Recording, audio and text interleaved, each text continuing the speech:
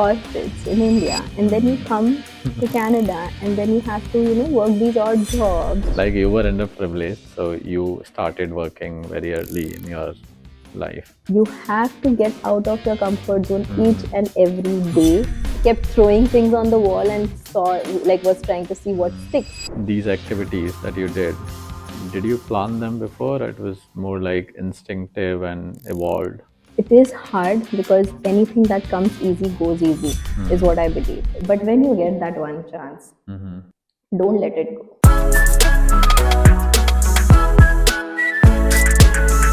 My first question to you is that, do you think your career started with your first job or much before that? Let's just say that I started investing in myself before the world validated it. Okay. So I knew that when the opportunity comes knocking, I have to be ready. So my career started way before I could get I could land my first job. So when you moved to Canada for your MBA, did you think beyond getting a degree? What was your thought when you moved to Canada? Moving to Canada was never in my plans when I was a child. It was so sudden. I just wanted to move. I just wanted to see other places, and I just wanted to explore something other than Mumbai, where I was. I grew up, and that's when I started looking. And then one thing led to the other, and then if one of the family friends just said that instead of moving to another city, why don't you just move countries and give it a try? But I was so middle class at the time that I wouldn't think of myself going somewhere outside the country. And that's when I started looking on it, what do I have to lose other than tons of money? but why can't I try it? There's so much to gain. With that mindset is when I started looking for opportunities, and then I realized that I need to have a master's degree. It's so competitive out there that with my bachelor's degree is not enough in this time. So when I started looking for masters, I started looking for MBA, and that's how I landed in Canada. It wasn't easy, I must say. For me, things don't come easy. But that's okay, because I think that universe throws things at me because it knows that I can survive. So things that would take maybe say 2 days to finish something, for me it kind of stretches to 4 days, not because I am slow, but because there are other things that keep coming up. I think as far as I know, you are a perfectionist. So I mean, somebody would in your shoes probably be doing that thing maybe in 1 day or 2 days, but half cooked, while you prefer for the perfect recipe. So I wouldn't. Which somewhere is a problem. And I read this and I know about this, but I cannot control. There are studies which says that men apply for jobs or they go for things when they know that they are 25 to 50% ready for that. And women, they don't go for it until they tick all the boxes.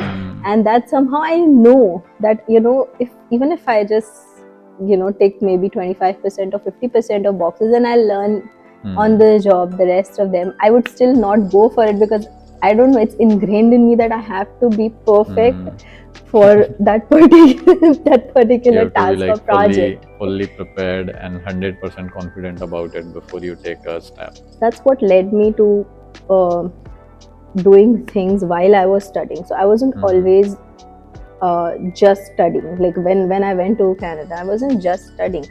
I had to get a job, or a part-time job, to pay my expenses, my daily expenses, etc. The other thing is that when you get a part-time job while studying, you don't get the job that you want. Maybe some people, they get lucky, but the people don't always hire you part-time for a job that you are looking for, the thing that you feel that this could be your career. I knew if I want to make a career out of my life, I cannot just sit tight while I'm studying. Yeah, So I yeah. kept taking volunteer projects, which were unpaid because obviously I cannot work more than 20 hours at the time. But I did not needed money from those jobs. I needed experience from those jobs. I needed to be updated, especially because my interest is more in communication, in marketing, in Creative. branding, creative. And creative fields, they're never like here for years. I mean, they don't They pay keep you changing. instantly. Not Plus, paying, but like the update part, yeah, I would say, that it keeps it changing. evolves. Yeah. It keeps evolving, exactly. Yeah. Like you cannot say that if in 2023 this was the trend, that is still going to be the same in like towards the end of 2023. Like it keeps changing so much. So I knew that if I want to get into that career, I have to be updated. I need to know what's going on in the industry, even if it means doing Free unpaid volunteering jobs. work. Yes. So since you brought this up, you were studying, you were working, you took on projects which basically you did it for free. Are these activities that you did you plan them before, or it was more like instinctive and evolved slowly? It was a bit of both, but more or less it was instinctive. I did not know where it's going to, where I am going to land with it, if it is going to work or not. I just, like kept throwing things on the wall and was trying to see what sticks. And I'm glad that I did that, because there were two options. I just sit tight, learn from whatever academics experience I'm getting, or I do something about it. I do go some extra steps. So it did involve draining myself, draining my energy, breaking myself inside, because I was working like 15 hours. Like I was continuously doing something for like 10 hours, 15 hours a day, because I'm studying, I'm doing my assignments, I'm doing my part-time job, I'm doing these volunteer edits and stuff.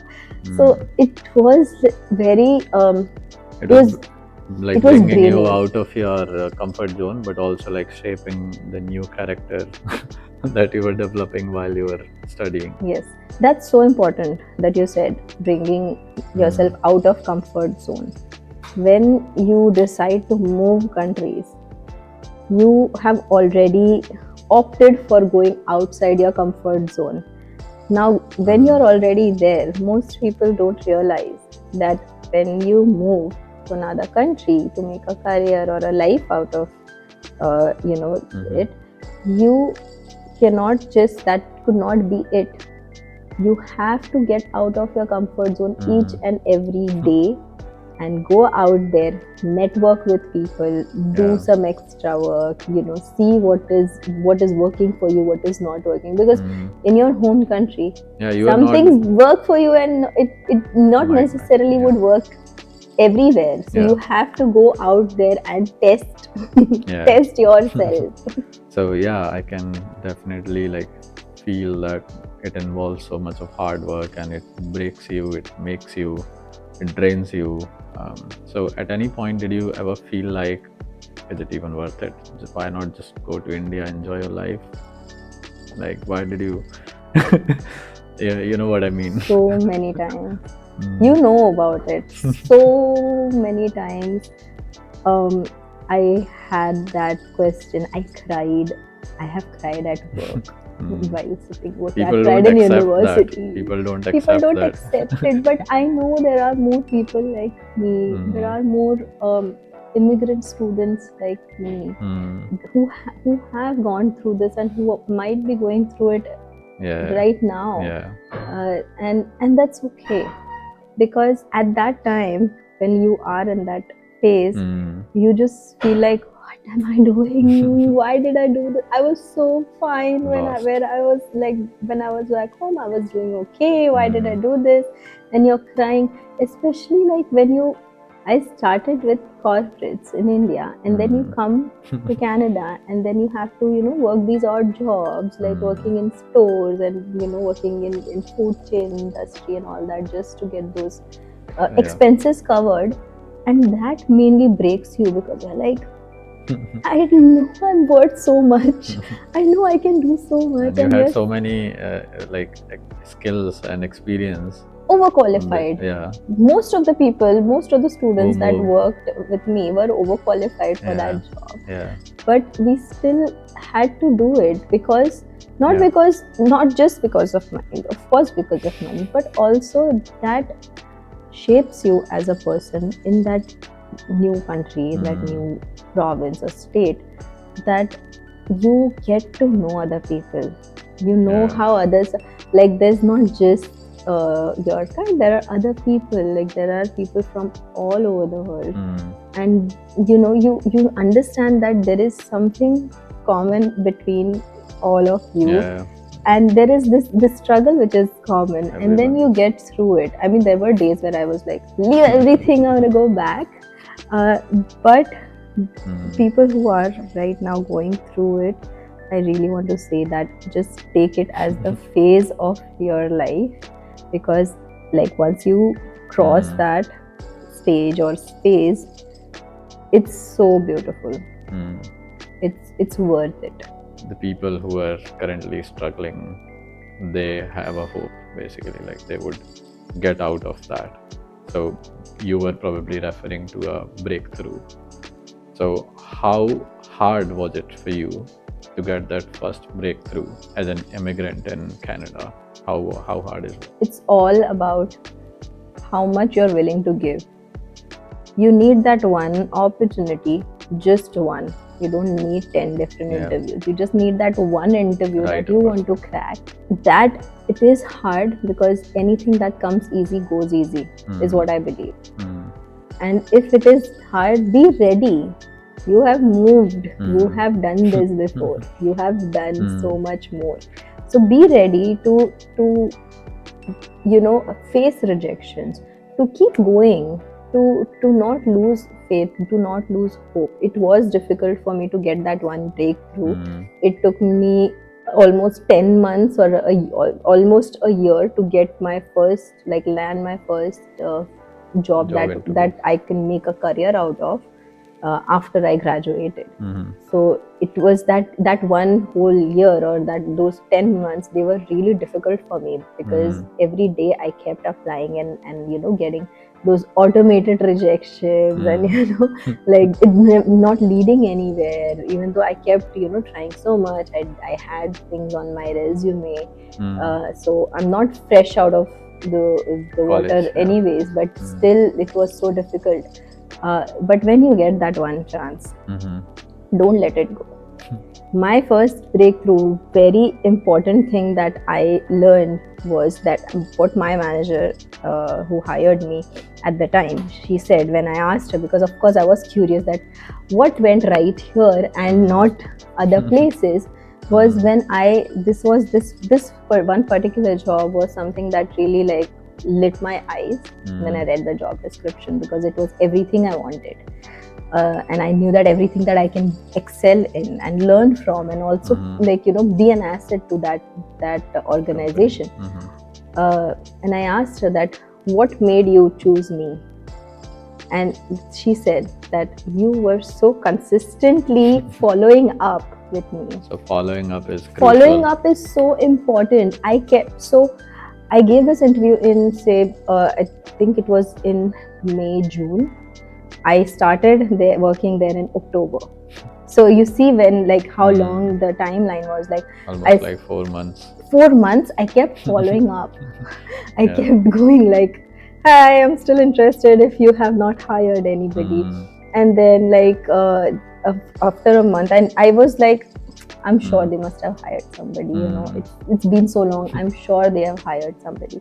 But nothing can go wrong to just ask. And what I did was I just followed up with, from the last time we spoke, these are the updates in my resume that I have learned. So I got some certifications done, and I went like, these are the certifications I got done, so I am skilled with XYZ as well on top of my current resume.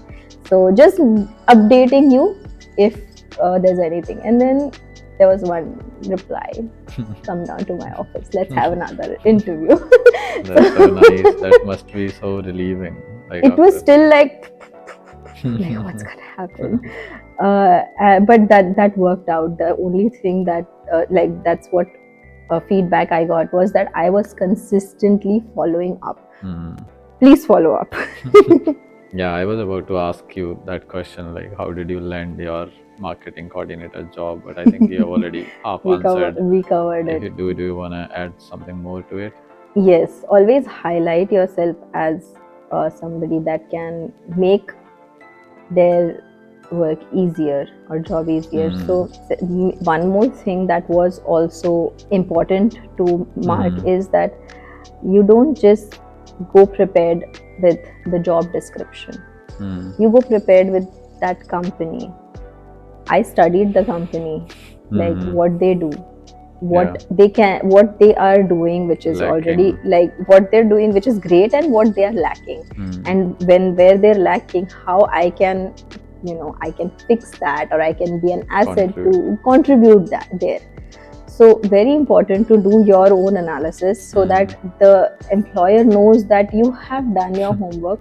You're not just straight coming, looking at an opportunity and you're applying for it. You know what you're doing. Mean, there are lots of people who just apply for the sake of applying because they want to feel good about themselves that they are doing enough, like they are applying. That's it. They don't polish their resume, they don't read what the job description says. And nothing wrong with it. I did that too. That is where when I was applying, I did that too.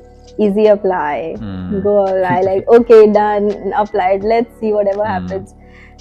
And it wasn't working. So you have to know that if something is not working, you pause and you reroute.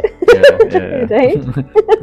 Yeah, so right now you are sitting in London, Imperial College London, and you live in London, and all of this that you just described, you did it in Canada.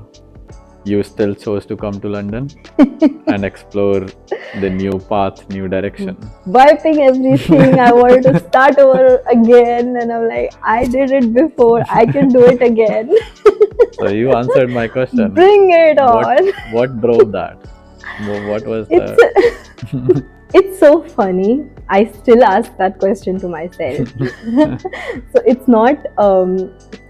I am also exploring that why I did that. But the thing is that I have this. In Hindi we say I have a kida. That I want to just. When I'm done exploring one thing, I want to try something else.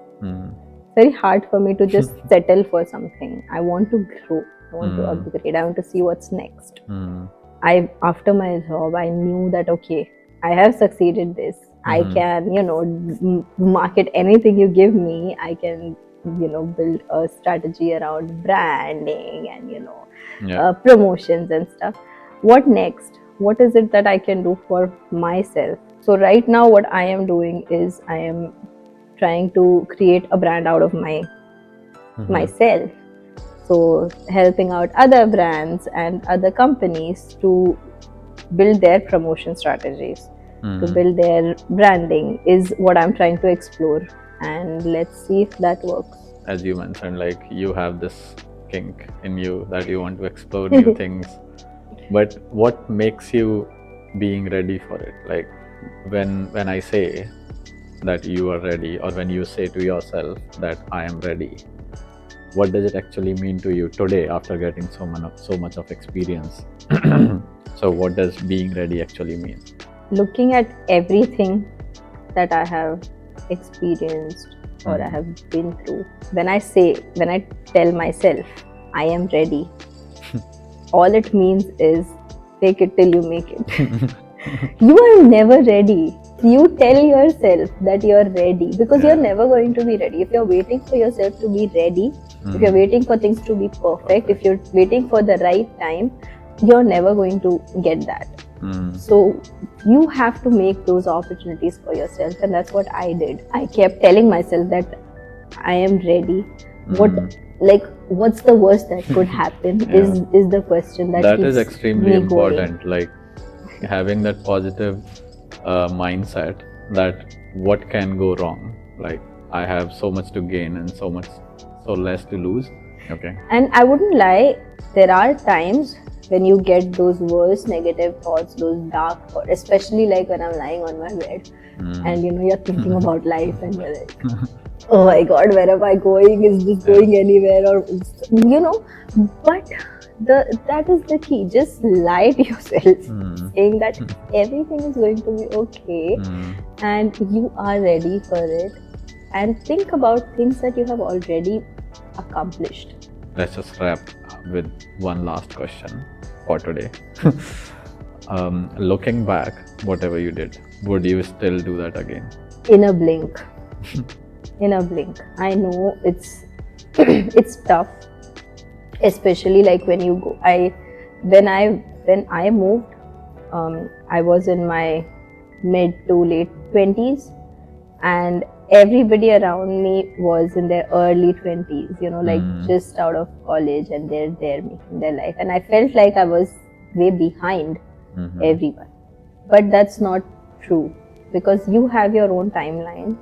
And that's what I realized the hard way, that my timeline is different from other people's timeline. Right now, today, the person that I am is because I let myself go through everything that I have been through, everything that I have accomplished. I could do that because I let myself. So I think if I go back in time and I have to do it all over again, I would do it. Thank you so much for joining us in our very first episode. It really means a lot to us. This is just the beginning of many more honest conversations to come.